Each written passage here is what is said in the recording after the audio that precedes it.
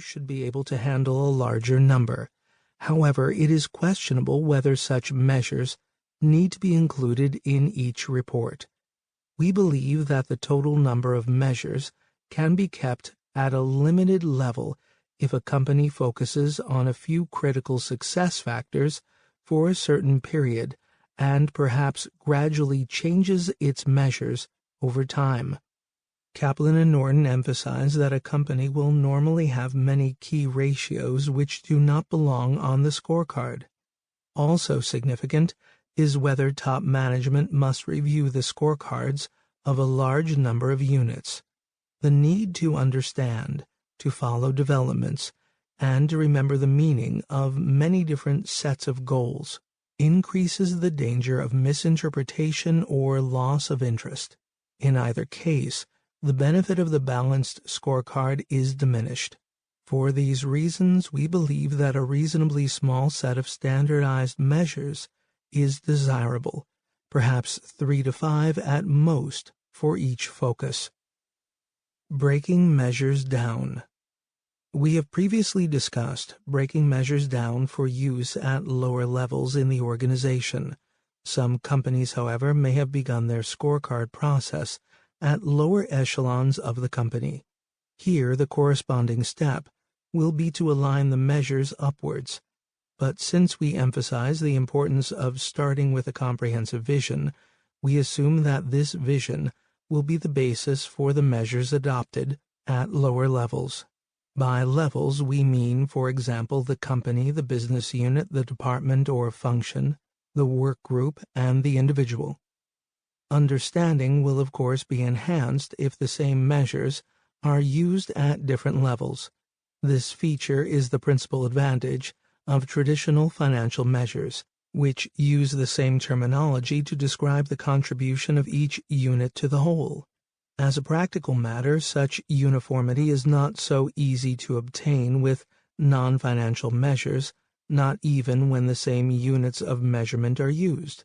For example, lead time can be an interesting measure at many companies or departments, but it must be carefully defined if any comparison is to be meaningful.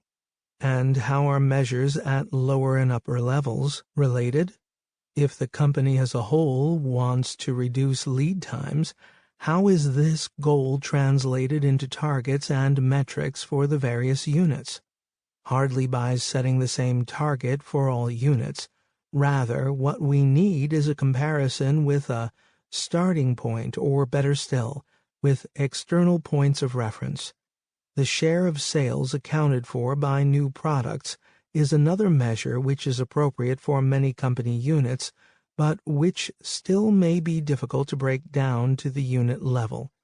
Computing a mathematical average for the company is no problem in itself, but an ambition to increase the proportion of sales derived from new products will probably concern new product areas for the most part.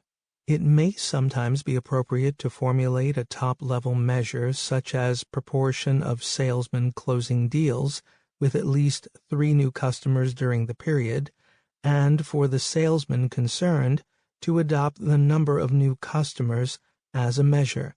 The important point is to link measures at various levels and to find measures which are perceived as uncomplicated, meaningful, and tangible by the persons concerned. These measures may also be used in setting objectives. The objective need not always be the best possible outcome. Sometimes a value within a reasonable interval will do.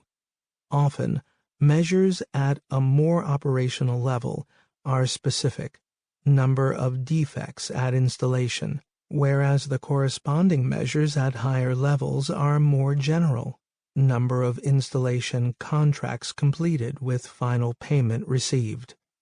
If the cause and effect relationships of the measure can then be identified, it will of course be even easier to motivate employees to feel committed to the measures. For example, a measure of how quickly defects have been repaired in the past may be linked to one showing the extent of repeat purchases by the same customer. The measure may also concern the